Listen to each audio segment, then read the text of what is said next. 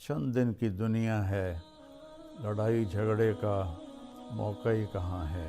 ہم اپنے دلوں کو صاف کر کے لڑے ہوئوں سے صلح کر لیں، معاف کر دیں۔ آپ کے رب کی بہت بڑی رحمت آپ پہ نازل ہوئی تو آپ نرم ہو گئے اپنی امت کے لیے۔ اگر آپ کی زبان کا بول سخت ہوتا اور مزاج میں شدت ہوتی تو ان کے بارے میں اللہ کہہ رہا ہے یہ سارے بھاگ جاتے، آپ کو چھوڑ جاتے۔ میرے اللہ نے فرعون کے پاس موسیٰ علیہ السلام کو بھیجا۔ فرعون سے بڑا مجرم شاید ہی کوئی ہو جس نے کہا انا ربکم الاعلی۔ تو اللہ نے دونوں بھائیوں سے فرمایا فقولا لہ قولا لینا، کہ موسیٰ ہارون فرعون کے ساتھ نرم لہجے میں بات کرنا۔ ہر سال کی طرح اس رمضان المبارک میں بھی جڑے ہمارے ساتھ اور سمجھیں قرآن کا پیغام مولانا طارق جمیل صاحب کے ساتھ رمضان المبارک کی ہر رات تراویح کے بعد یوٹیوب لائیو صرف طارق جمیل آفیشیل پر۔ بسم اللہ الرحمن الرحیم، الصلاۃ والسلام علی رسولہ الکریم، اما بعد۔ میرے محترم بھائیوں بہنوں، عزیزوں، بچوں بچیوں، السلام علیکم ورحمۃ اللہ وبرکاتہ۔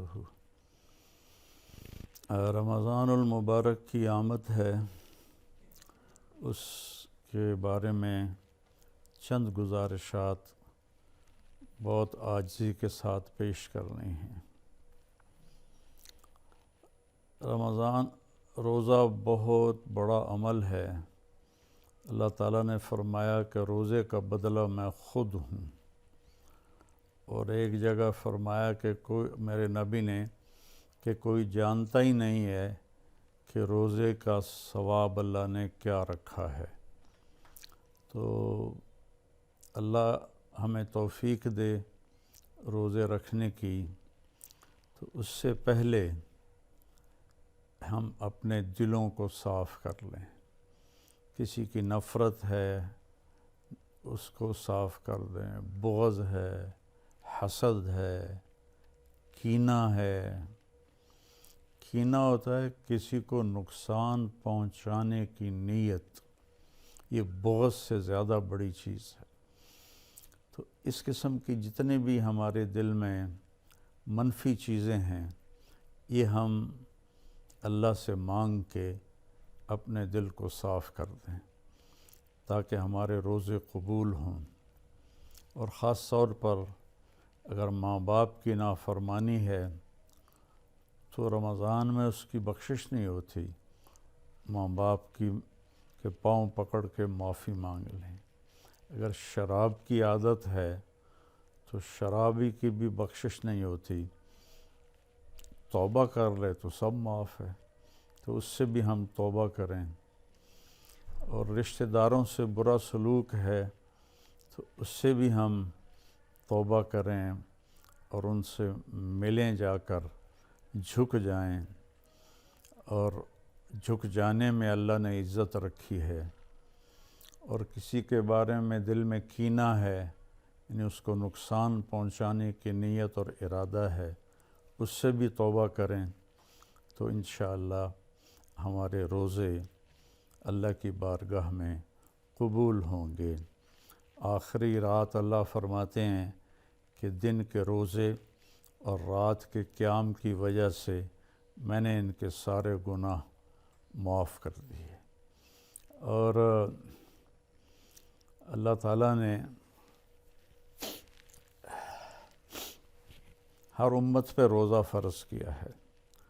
ہمارے لیے روزہ آسان کیا ہے کہ ہمارے لیے سحری بھی ہے اور ہمارے لیے افطاری بھی ہے۔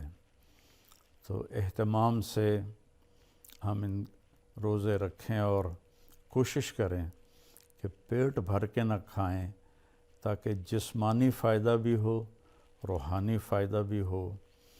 اگر ایک مہینہ پورا ہم اس طرح روزہ رکھیں کہ ہمیں ظہر سے بھوک لگنی شروع ہو جائے تو پورے مہینے میں ہمارے جسم کے اندر جتنی بھی کثافتیں اور غلط چیزیں جمع ہیں وہ ساری دھل جاتی ہیں اور صاف ہو جاتی ہیں۔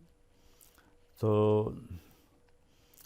رمضان کا مطلب ہے جل جانا، تو رمضان اور جل جانا اور روزہ، اس میں مناسبت یہ ہے کہ جوں جوں انسان روزے رکھتا چلا جاتا ہے اللہ اس کے گناہوں کو جلاتا جاتا ہے، یہاں تک کہ آخری رات اس کے سارے گناہ جلا کے اسے پاک اور صاف کر دیتا ہے۔ تو ہم اپنے دلوں کو صاف کر کے لڑے ہوئے سے صلح کر لیں، معاف کر دیں۔ چند دن کی دنیا ہے، لڑائی جھگڑے کا موقع ہی کہاں ہے، چند صبحیں ہیں، چند شامیں ہیں، بہت سی بیت گئیں، تھوڑی باقی ہیں۔ بہادر شاہ ظفر رحمۃ اللہ علیہ کا شعر ہے، ان حسرتوں سے کہہ دو کہیں اور جا بسیں، اتنی جگہ کہاں ہے دل داغدار میں۔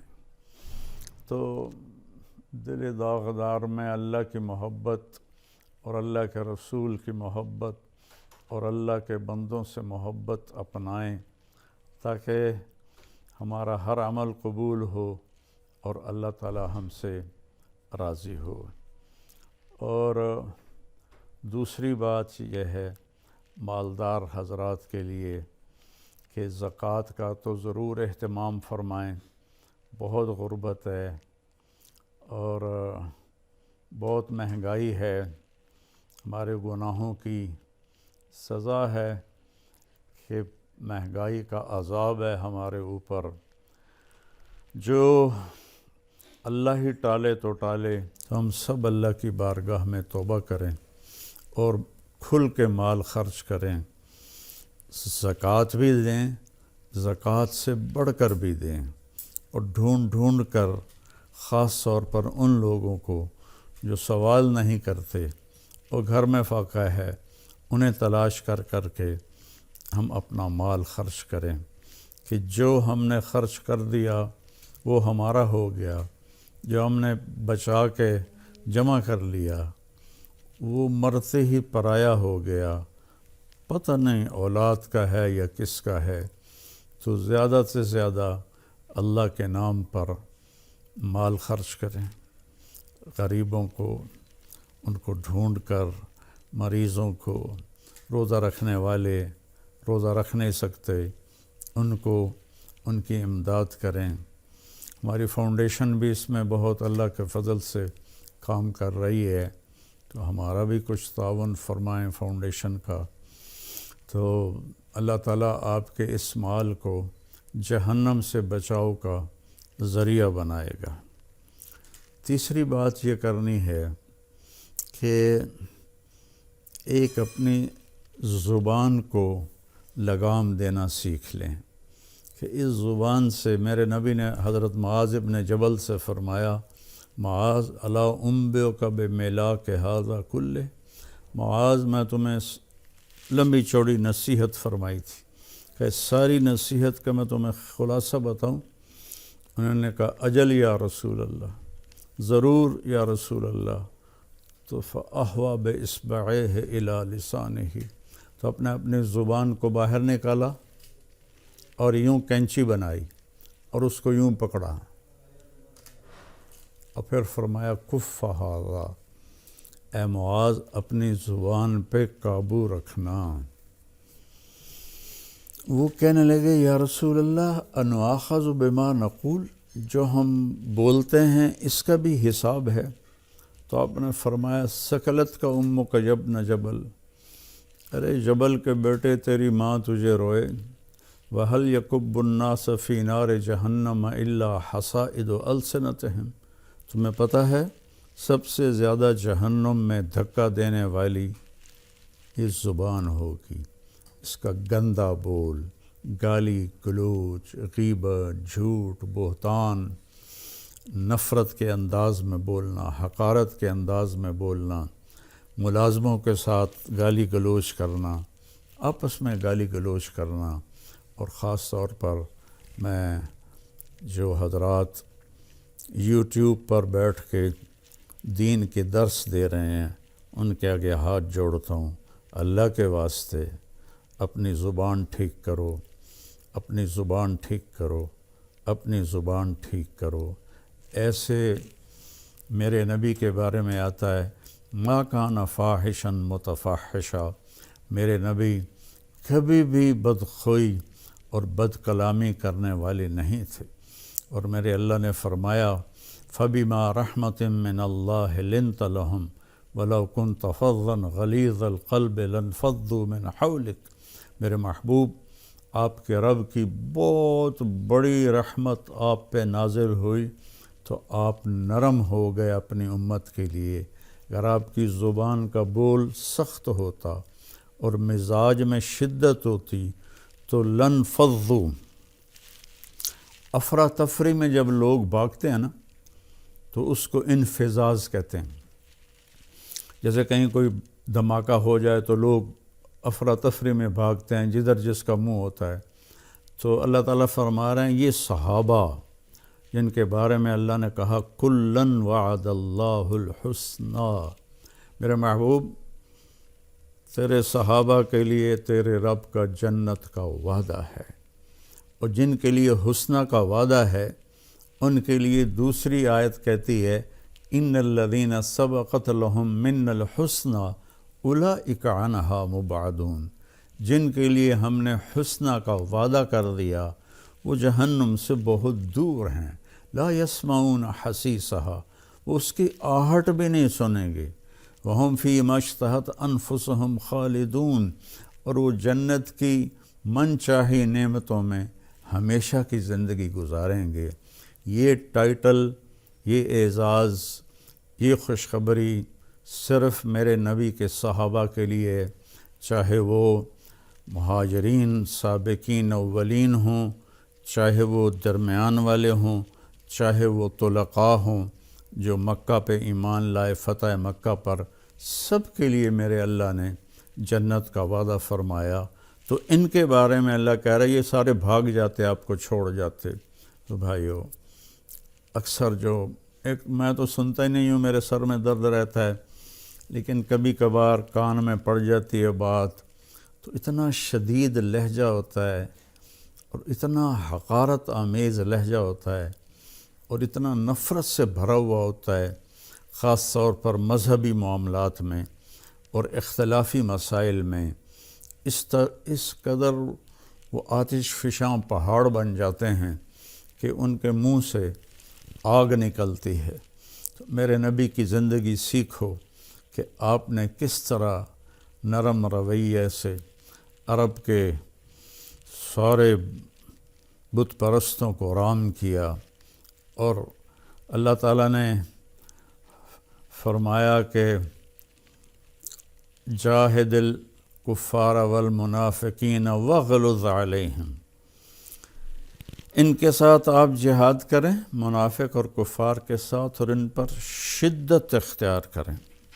لیکن آپ دیکھیں سیرت النبی میں کہ آپ نے عبداللہ بن ابی کو بھی کبھی برا نہیں فرمایا اور منافقین کو بھی کبھی برا نہیں فرمایا، اور آپ کی زبان سے کسی کے لیے دکھ بھرا بول نہیں نکلا۔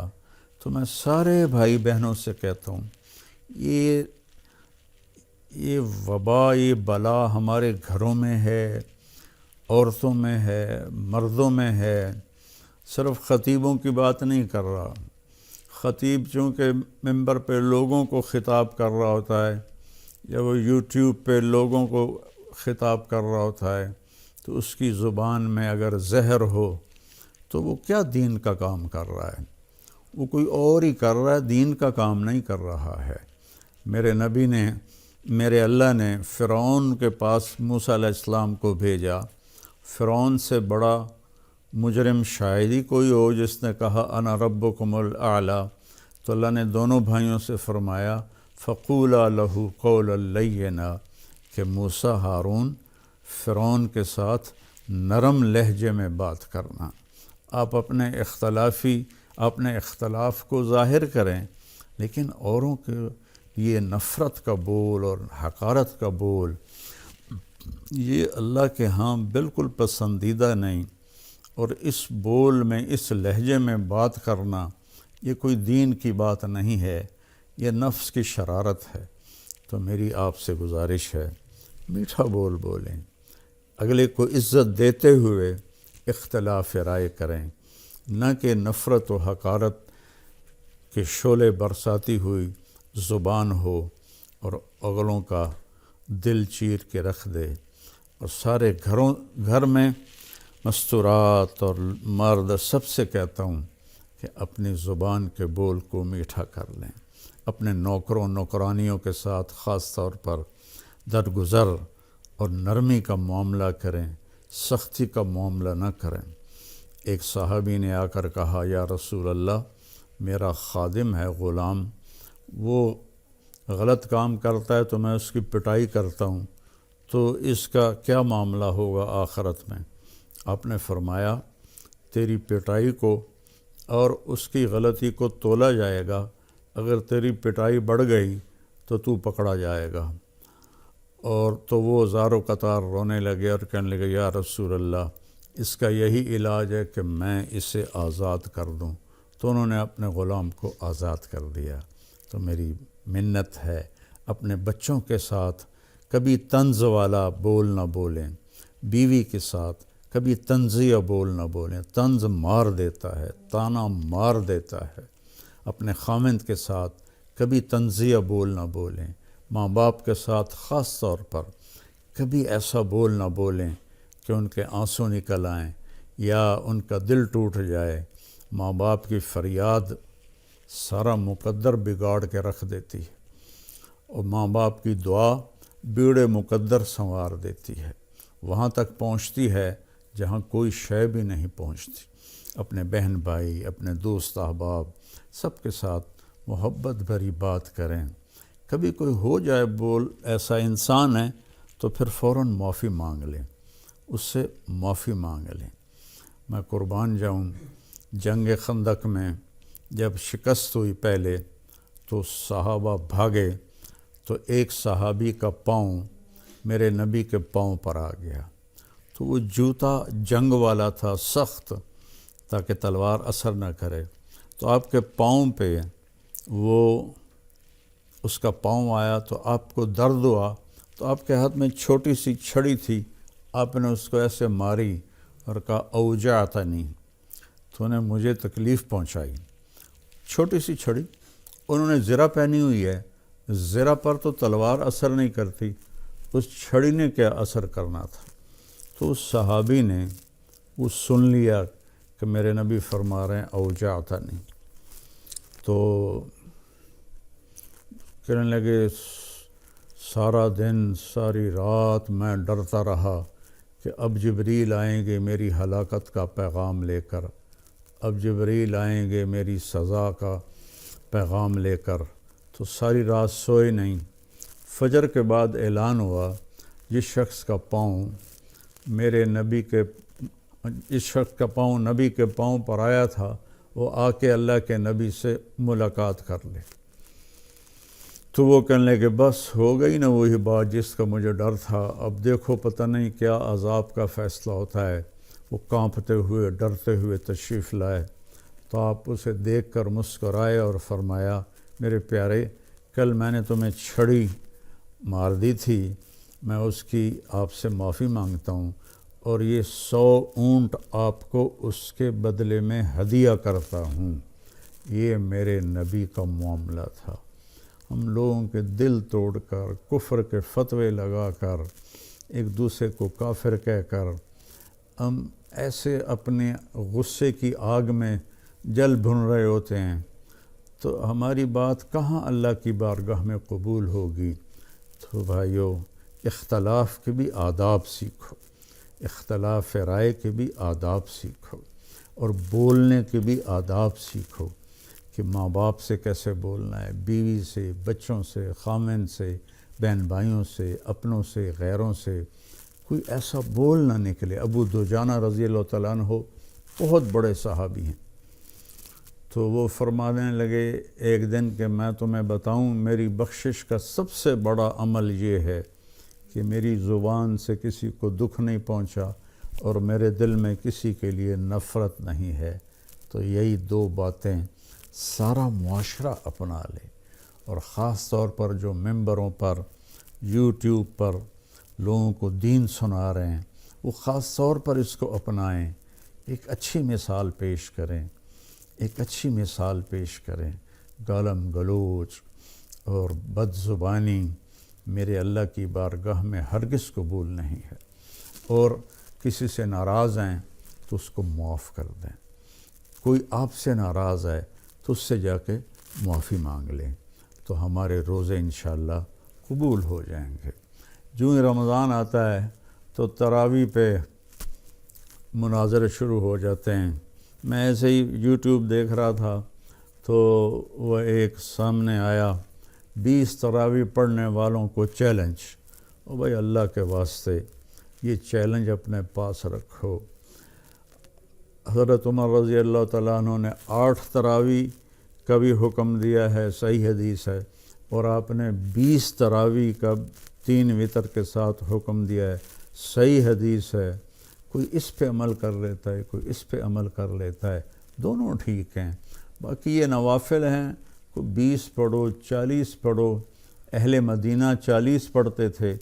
یہ تراویح کا لفظ کہاں سے آیا کہ اہل مکہ 4 رکعت پڑھتے تھے پھر ایک طواف کرتے تھے۔ ترویح کہتے ہیں تھوڑی دیر کے آرام کو، پھر 4 رکعت پڑھ کے اور ایک طواف کرتے تھے، تو اس طرح ان کو تھوڑا آرام بھی ہو جاتا تھا، پھر آگے شروع ہو جاتے تھے۔ مدینے والوں کو پتہ چلا کہ مکے والے تو ہر 4 تراویح کے بعد طواف کرتے ہیں، تو ہم کیا کریں، انہوں نے 40 رکعت پڑھنی شروع کر دی۔ تو اس پہ لوگوں کو تشویش میں نہ ڈالیں، جو 20 پڑھ رہا ہے وہ بھی ٹھیک کر رہا ہے، جو 8 پڑھ رہا ہے وہ بھی ٹھیک کر رہا ہے، کوئی 40 پڑھ رہا ہے وہ بھی ٹھیک کر رہا ہے۔ یہ قیام اللیل ہے، اللہ تعالیٰ کے نبی نے 3 دن صرف کیا، اس کے بعد نہیں کیا، اور ہم تو سب پورا مہینہ کرتے ہیں۔ اس کو حضرت عمر رضی اللہ تعالیٰ عنہ نے جاری فرمایا، اور دونوں صحیح روایات ہیں، 8 کی بھی 3 رکعت 11، اور 20 کی بھی اور 3 رکعت وتر۔ تو کثرت سے تلاوت کریں قرآن کی۔ بخاری شریف کی روایت ہے، کانا رسول اللہ صلی اللہ علیہ وسلم اجود الناس، اللہ کے نبی سب سے زیادہ سخی تھے۔ وَأَجْوَدُ مَا يَكُونُ فِي رَمَضَانَ حِينَ يَلْقَاهُ جِبْرِيلُ يَأْتِيهِ كُلَّ لَيْلَةٍ فَيُدَارِسُهُ الْقُرْآنَ، اور رمضان میں آپ بہت زیادہ سخی ہو جاتے تھے جب جبریل آتے تھے۔ روزانہ رات کو آپ جبریل کے ساتھ قرآن کا دور فرماتے تھے۔ تو یہ واحد نبی ہیں جن کے پاس اتنی کثرت سے جبریل تشریف لائے، ہر رات تشریف لاتے تھے۔